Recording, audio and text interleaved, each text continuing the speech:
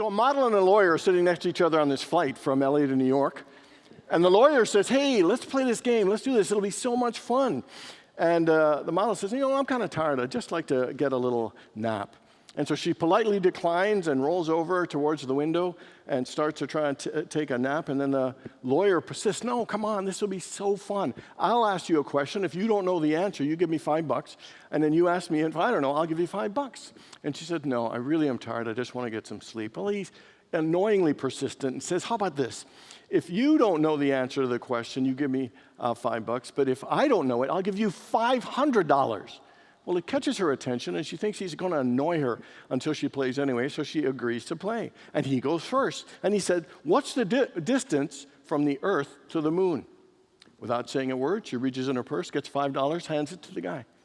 And then she goes and she says, what goes uphill with 3 legs and comes down with 4 legs? Well, the lawyer's perplexed. He can't figure it out. He starts racking his brain, thinking and analyzing. He goes on for an hour. And after an hour, he wakes her up and hands her $500. She says, thank you, and goes back to sleep. Well, he is miffed, to say the least. So he wakes her up and says, so what's the answer? What's the answer to that question? And without hesitating, she reaches into her purse, hands $5 to him, and then goes back to sleep. Okay. All right. So, doesn't even have anything to do with today's talk, but it was the best I could come up with this week. So anyway, so how many people here have an area in your life where you know that you are not living it as best as you can? Anybody have an area in your life where you're just not living it? How many people have ever allowed fear to either stop you or hold you back from living as fully as you know you could live? How many people? Every single one of us absolutely knows that we could live our lives more fully than we're living it. Every one of us knows that there is more in us and that there is more for us still in life. There is more peace, there is more happiness, there are more opportunities, there are more possibilities, there is more love, there is more good available to each and every one of us. And when Jesus said he came that we may have life and have it more abundantly, it means that we have unlimited possibilities available to us. We have access to an abundance of good. And, when it says abundance, it's abundance not just in terms of quantity, it's abundance in terms of quality. That we have access to a richer, a deeper, a fuller, and more meaningful and fulfilling life.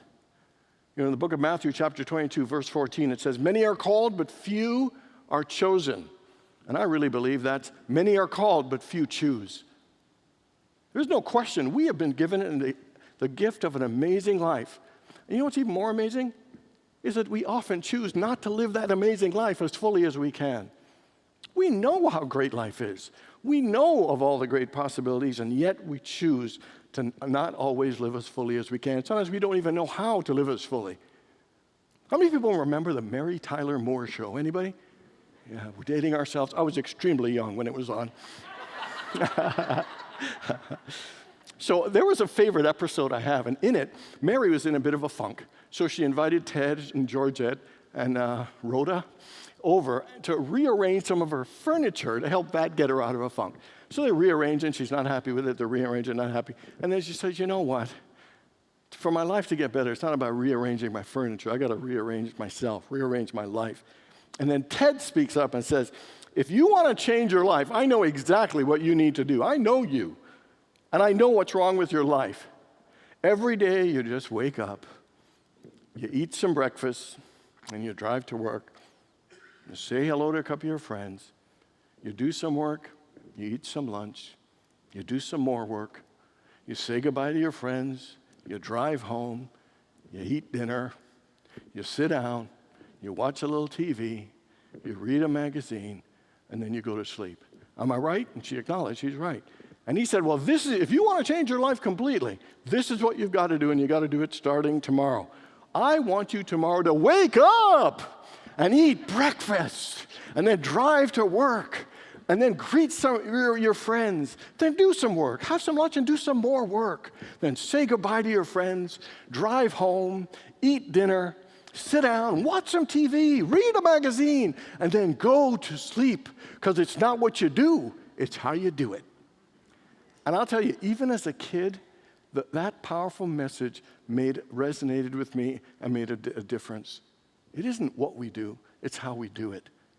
It is not the actions, it is the spirit, the energy, the attitude, and the mindset with which we do the things in our lives. So my question for you is, how are you living your life?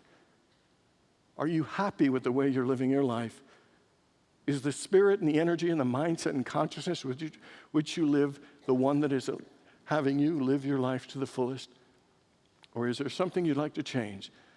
Something you'd like to do a little differently so you could live your life and live it more fully and more abundantly? I saw the Broadway musical Hamilton a couple weeks ago at Gammage. Man, that rocked. That was one of the best things. There are all kinds of things I can talk about it, but there's a line that really caught me, and it said, "Dying is easy, living is harder." In our culture, we got all kinds of fears. Fear of public speaking, fear of snakes, fear of spiders, fear of being alone, fear of dying is right up there. But I would suggest that we have an even larger fear of living than we do of dying. If you look at all the ways we live sometimes that we hold back from life, I think we are actually more afraid of living. Look at the ways that we hide from life and hold back. You know, the ways we withdraw, the ways we shut down and play small and settle, the ways we sometimes give up, the way we don't try, the ways we don't ask, you know, the ways we don't speak up, and sometimes not even knowing what we want and what we desire. So in some ways, I think we're afraid to live as fully as we can. And life isn't easy. It's not meant to be easy. But it would be significantly easier and better if we chose to live more fully. And if everyone asked ourselves the question, am I living as full a life as I can, as full a life as I want, the answer would be no, but every one of us would also say, I do want to live more fully. And today is about us making a choice to live life and live it more abundantly, to live it more fully. So we're in week 6 already of our 6-week series called It's Time. And the reason I came up with this is because there are so many important things that we keep putting off and deferring, even when we know that they're good and they're important and valuable for our lives. So we've been addressing the things, the tough stuff that really has an impact on the quality of our lives because it's time. Because if not now, when? Week 1 was it's time to wake up. Week 2 is it time to be honest. Week 3 was it's time to forgive. Week 4, it's time to start. Last week was it's time to love. And today we're going to finish with it's time to live. You know, our lives are the sum of all of our choices, and we get to choose how we live. And so to choose how to live, we're going to choose how to live more fully. So the first thing is it's time to choose to live with intention. The great Henry David Thoreau had a lot of great writings, but there are 2 quotes of his I love in particular because they really show us the 2 choices we have in how we live our lives. The first one, the famous quote, is, "The mass of men lead lives of quiet desperation." And what he's saying here is that sometimes we choose to live our lives resigned to the fact that life isn't going to get any better than this. Sometimes we live our lives kind of giving up, settling, not trying, not even believing that our lives could be better, going through the motions. Sometimes not really living, but just kind of existing. And the second choice really came from his writings at Walden Pond, where he retreated for a couple of years. And here's the quote. He said, "I went to the woods because I wished to live deliberately, to front only the essential facts of life and see if I could not learn what it had to teach, and not when I came to die, discover that I had not lived. I want to live deeply and suck out all the marrow of life." And so the 2 choices, if you really look at what Thoreau is saying, the 2 choices for living are to live desperately or to live deliberately. To live desperately is to live fearfully, anxiously, unconsciously, and to live in a belief that there is never enough. To live deliberately is to live intentionally, to live purposefully, and to live consciously. Life is energy, and we get to choose how we channel that energy. We can either dissipate our energy or direct our energy. When we dissipate our energy, we live desperately. When we direct our energy, we live deliberately. Intentions are an important part of our lives, and it is the opportunity for us to actually design and to take ownership of our lives and our experiences. If you think about it, and to set an intention activates 3 powers. Number 1, desire. Number 2, receptivity. And number 3 is manifestation. Desire, what we want. Receptivity, our willingness to actually have it. And manifestation is the power to create it. And we have that power. In Genesis, it says we've been given dominion and authority over all things. And the greatest thing we've been given dominion and authority over is our thoughts. Our thoughts have power. Our words have power. Our actions have power. Our attitudes have power. Intention comes from the awareness of how powerful we are and what an influence we have on the quality of our lives. The great Steve Jobs said, "The people who are crazy enough to believe that they can change the world are usually the ones who do." And what he's saying in that is that the people who know their power and the people who set intentions tend to do great things. So my question is, how effectively and consistently are you using your power of intention? Intentions are like a GPS for our lives. They kind of the guiding thing, so we kind of know where we're going. And it relates to anything. It could have an intention for our relationship, an intention for our work, an intention for a job interview, for a meeting, for whatever it is. We have that power to set and clarify our intentions. So my question is, what is your intention for how you live your life? What is your intention for the kind of person you want to be and the way you want to show up in your life, in your relationship, in your work? What is your intention for the difference that you are here to make? What's your intention for this week? What's your intention for today? In the play, The Man of La Mancha, Don Quixote says this line. He said, "Take a deep breath of life and consider how it should be lived." We have been given this great gift of life, so it behooves us to pause and think, how do I want to live it? And to set our intention for how we want to live and what we want to create and experience. Intentions to me are focused and they're clear, but they're also open. Because sometimes there is a better version or different version to fulfill our intention, even though it doesn't look the same way. I know people that are in a relationship that didn't look like what they thought they wanted, and yet it has fulfilled them and brought them great and wonderful things. I know a guy who was a science teacher, and yet his great success, and he loved science his whole life and teaching, his greatest success came in owning a motel and an ice cream store. Sometimes life doesn't always look the way you think it's going to look. So having the intention is still good, but it's also being aware and flexible. If we want to live fully, it's time to live with intention.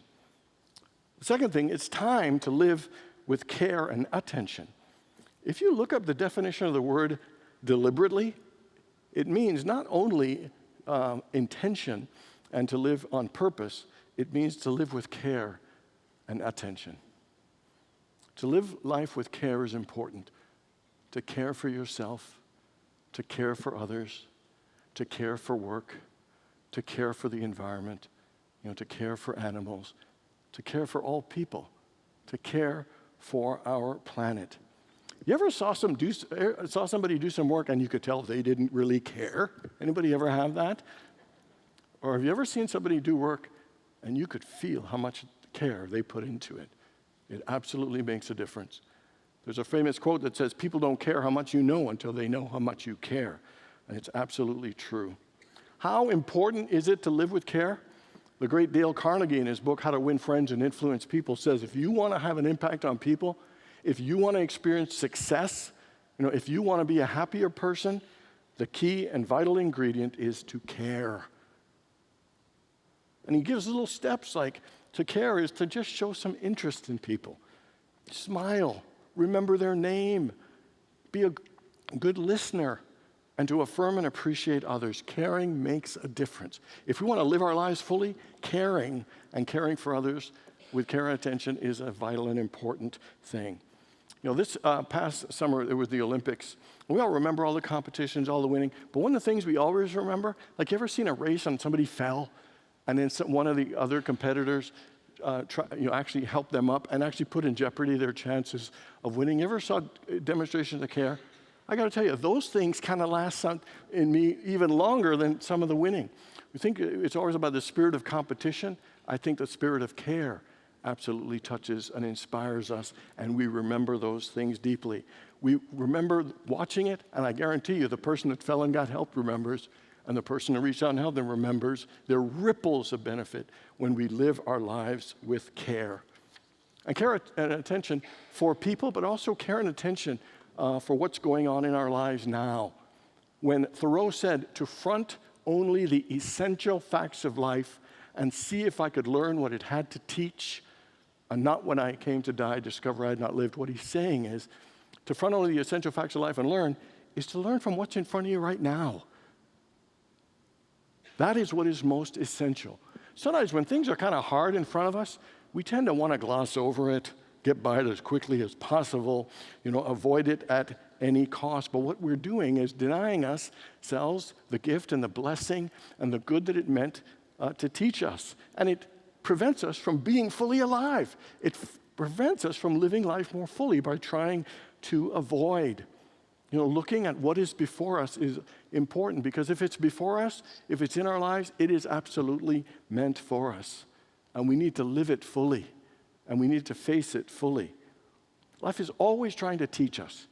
Life is always trying to guide us and show us and lead us to something greater. But we need to fully step and engage in those things and live them fully. So let me ask you a question. What is the biggest thing that's up in your life for you? The biggest thing you really don't want to face, the biggest thing you're not comfortable with, don't want to address, don't know how to handle. I would suggest that's the most important thing right now. That to live that, to face that, and to live it well is vital. To live it with care and attention. Give it the attention it deserves.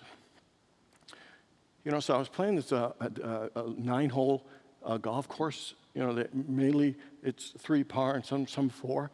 And so amazingly, I got the ball right near the hole on my first. So I'm thinking, I got a birdie, first ever. I missed it, but then I putted it in, and I got a par. And still, a par for me was like I had won the Olympic gold. And so I was so happy that the next hole, I just lost it. I was just so giddy. I shot 7 on a par 4. And then I got so ticked, then the hole after that, I shot 10.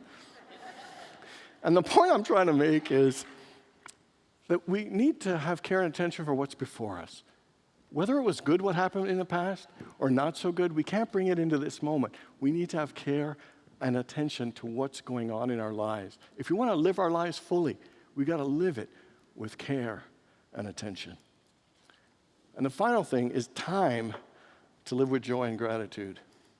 Listen to these scriptures. Jesus said, "These things that I've spoken to you that my joy may be in you and your joy may be complete."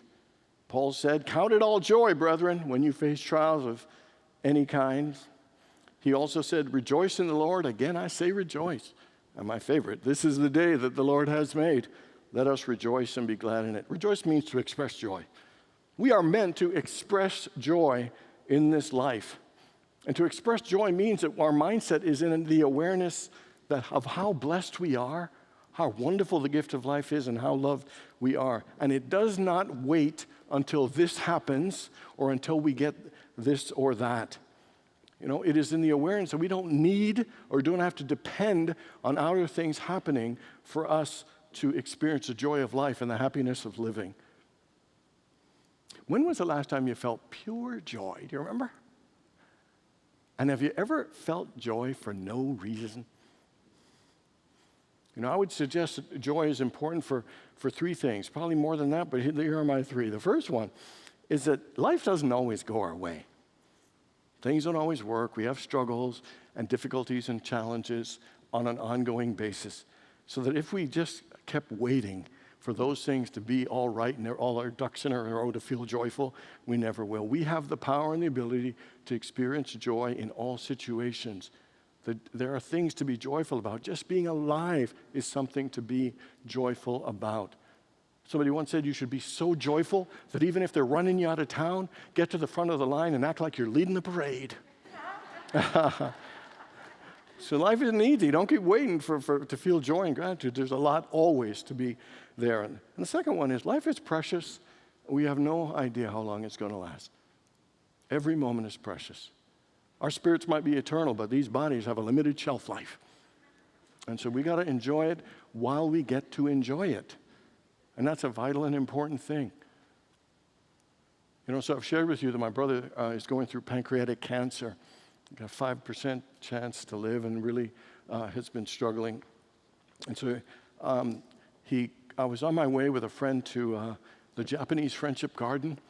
And so he called me, and so I answered on the phone, and I said, hey, only got a few minutes. We're going to this place. Because when he and I talk, it's usually like an hour and a half. So I just wanted to set it first. And his voice was joyful and happy and energetic, as always. Even when he's now feeling good, he's just got this joyfulness about him. I just love hearing his voice. So he said to me, hey, I went to see the doctor, and they said that I don't have cancer.